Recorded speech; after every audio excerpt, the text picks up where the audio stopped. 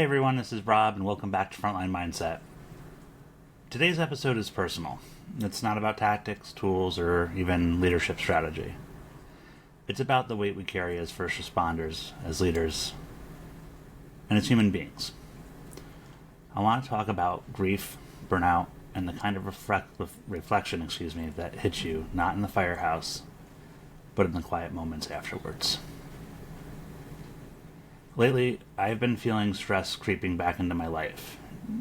Even when I try to push it down, it shows up. It's in my sleep, in my temper, in my silence.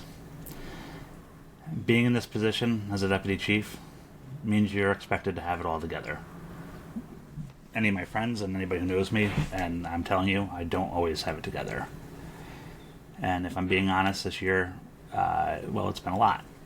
We've had challenges in the department, personal stuff at home, situations that weigh heavily. And then this past weekend, I went down to the National EMS Memorial.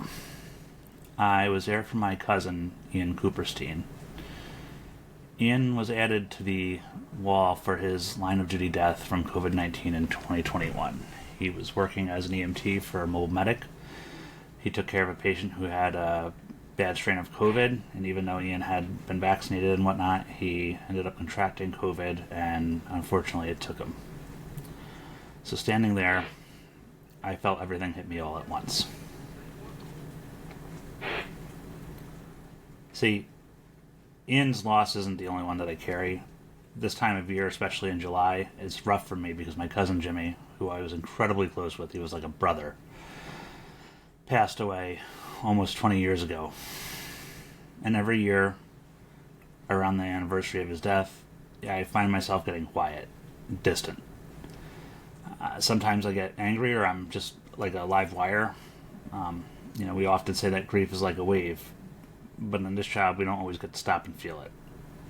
We keep going, the calls keep coming in, and our day-to-day operations still happen. But sometimes you find yourself standing in front of a memorial wall, looking at the name of your cousin, and it all comes rushing back. What I want to say today is that leadership does not equal invincibility. This job doesn't come with a manual for emotional survival. We talk a lot about staying in shape, staying sharp, but no one tells us how to stay whole, how to hold the line for others while our own soul is screaming.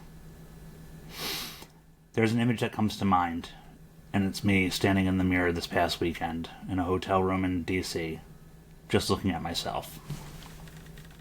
I didn't see a chief. I didn't see a firefighter. I just saw me. And I'm tired. And that's when it kind of dawned on me. When was the last time I let myself really feel any of this? I took a couple moments actually, a couple minutes, and just kind of let the emotions hit me. It was a huge wake-up call. And while we're on the subject of wake-up calls, I want to talk about something that I haven't really shared publicly yet. A few weeks back, I got a call from my doctor after some routine blood work.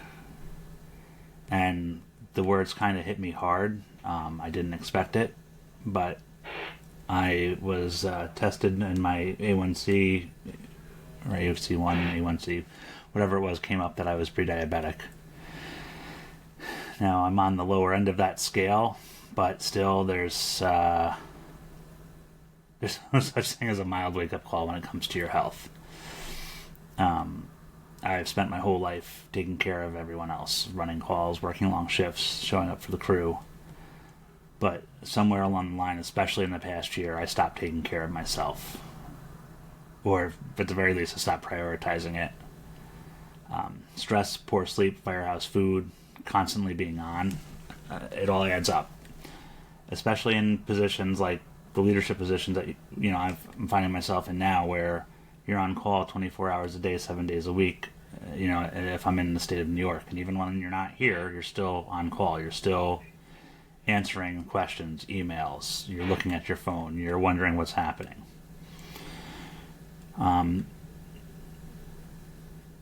This diagnosis wasn't just a moment where I had to stop and ask, if I don't take care of me, who the hell will? it's not just about cutting sugar, it's about managing stress, and that stress has been riding shotgun in my life for far too long. So with that being said, what are some of the things that have been keeping me grounded? Well, my wife, Molly, she's in law school. She's grinding through everything, and she still finds time to support me. And she's a huge advocate for me, and I cannot appreciate my wife. I love you, and thank you for everything that you do. Obviously, my dogs, Atlas and Kermit, those guys know exactly, and they have been working overtime, knowing that I haven't been right, and doing the thing that dogs only know how to do, which is love unconditionally. This podcast, this microphone, this community that we've built here, even doing videos or running firearms classes, I'm on my spare time. Like this stuff gives me a sense of clarity. It helps me focus. But even with those things, playing piano, etc., the emotional weight sneaks in. And I know I'm not the only one feeling it. I don't have this all figured out. I'm learning. I'm still trying to learn how to set boundaries. I'm trying to learn how to say no. And also at the same time, how to let people in. I feel like not a superhero in the sense of like, Superman or something, but somebody that's got a cape on, and I'm trying to take that cape off every day because I don't need to wear it all the time. And maybe that's the message today, that you don't have to be everything to everybody all the time. Sometimes the bravest thing you can do is stop, breathe, and ask yourself, am I okay? And it's okay to not be okay. I think that's one of the hardest things that I've had to learn in the past 2 years of this leadership challenge, is that it's okay not to be okay. And I say challenge because, it's not just all the things that happen as, you move up in ranks. It's been a shift in schedule. I mean, just coming off the line for the last 2 years and being put on days has been, a huge hurdle to overcome. So, if you're listening to this and any of this hits home, you're not alone. Grief, burnout, leadership fatigue, it's been very real for me. Check in with your people. And check in with yourself. Talk to someone. Step away for a moment. You can't pour from an empty cup at the end of the day. So this is Rob Ridley. Thanks for letting me be vulnerable with you guys today.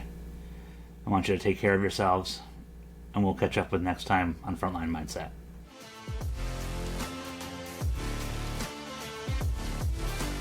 National Fire Radio.